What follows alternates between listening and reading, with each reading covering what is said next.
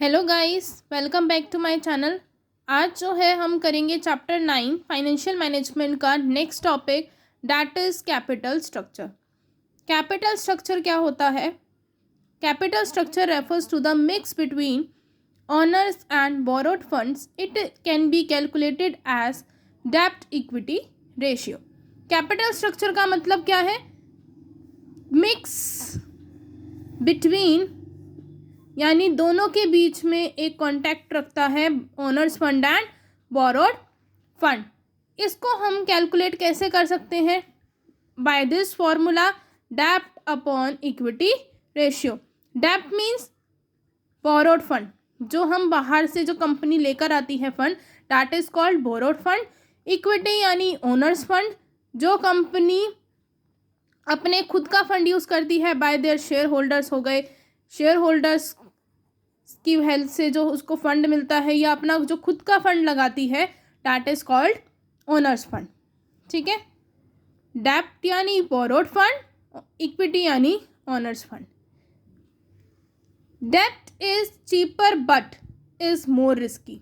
डेब्ट जो है वो बहुत सस्ता भी है लेकिन रिस्की ज़्यादा है हर एक बिजनेस ऑर्गेनाइजेशन के लिए, because the payment of interest and the return of principal is obligatory for the business।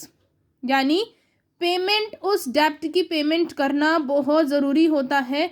अगर पेमेंट नहीं की जाएगी तो कंपनी लिक्विडेशन के प्रोसेस में चली जाएगी, वो बाउंड अप होने के भी चांसेस हो जाते हैं क्योंकि केसेस बन जाते हैं। Any default in meeting these commitments, अगर कहीं भी डिफ़ॉल्ट आ जाता है इनकी कमिटमेंट्स के अंदर, may force the business to go into liquidation। फिर उसके बाद इसमें आता है higher use of debt increases the fixed financial charges of a business। अगर हम ज़्यादा से ज़्यादा डेप्ट का यूज़ करेंगे, यानी बाहर से फंड्स लेंगे, तो जो हमारी फिक्स्ड फाइनेंशियल चार्जेस हैं वो क्या हो जाएंगे? वो भी बढ़ जाएंगे।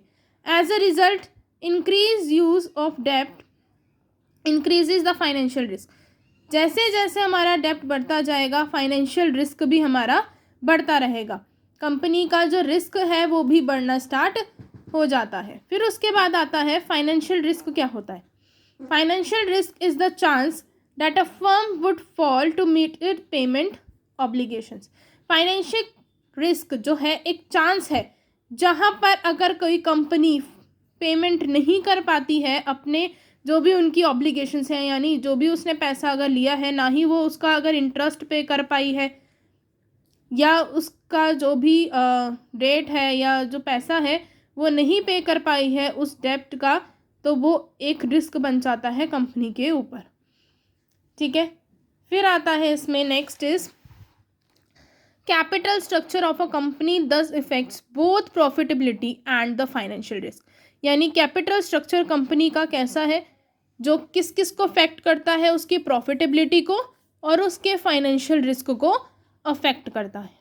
फिर इसके अंदर नेक्स्ट इंपॉर्टेंट टॉपिक आता है। It is very very important topic और न्यूमेरिकली भी बहुत इंपॉर्टेंट है ये टॉपिक। न्यूमेरिकल क्वेश्चन इसमें से आता है। द प्रोपोर्शन ऑफ डेब्ट in the overall capital is called financial leverage.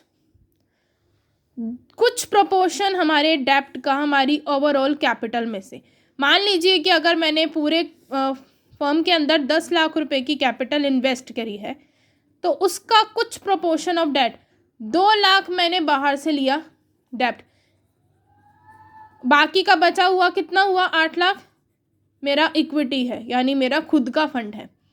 तो जो पैसा हम डेब्ट में से लेते हैं, जितना अमाउंट, उस अमाउंट को क्या कहते हैं? Financial leverage. Financial leverage is computed as D upon E, यानी डेब्ट अपॉन इक्विटी, और we can say D upon D plus E. ठीक है, हम दो तरीके से निकाल सकते हैं, एक डी अपॉन ई और डी प्लस ई। जहाँ पर डी जो है वो डेब्ट को शो कर रहा है और जहाँ पर ई जो है वो इक्विटी को शो करता है। As the financial leverage increases, जैसे हमारी फाइनेंशियल लिवरेज जो है वो इंक्रीज हो जाती है, the cost of funds decline because of increased use of cheaper डेब्ट। अगर हमारी जो फाइनेंशियल लिवरेज है यानी हमारा जो डेप्ट का जो प्रोपोर्शन है अगर वो इंक्रीज़ हो जाता है तो इसका मतलब जो कॉस्ट ऑफ फंड्स हैं वो कम हो जाएंगे। क्यों कम हो जाएंगे? क्योंकि हमें जो डेप्ट मिला है डैट इज़ चीपर, अगर वो चीपर है तो। लेकिन अगर जो हमें लोन मिला है डेप्ट यानी हम क्या कह सकते हैं, लोन, जो कंपनी को लोन मिला है अगर उसका रेट ऑफ इंटरेस्ट ज़्यादा है, वो ज़्यादा रिस्की है, तो जो हम फाइनेंशियल लिवरेज है वो कम हो जाता है, ठीक है। But the financial risk increases, लेकिन इसमें फाइनेंशियल रिस्क ज़्यादा होता है। अगर हमने लोन का पेमेंट यानी डेप्ट का पेमेंट नहीं किया तो उसके लिए जो रिस्क है कंपनी के लिए वो बहुत ज़्यादा बढ़ जाता है। The impact of financial leverage on the profitability of a business can be seen through, यानी क्या इम्पैक्ट पड़ता है फाइनेंशियल लिवरेज का बिजनेस की प्रॉफिटेबिलिटी के लिए, तो हम उसको किस तरह से देखते हैं, EBIT और EPS की हेल्प से, earning before interest and tax.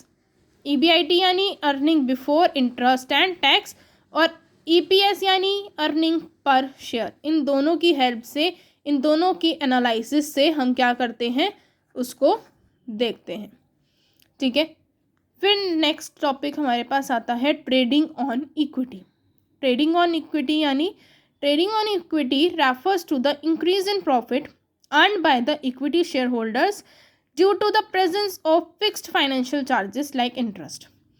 यानी ट्रेडिंग ऑन इक्विटी क्या है, increase in profit earned by the equity share holder.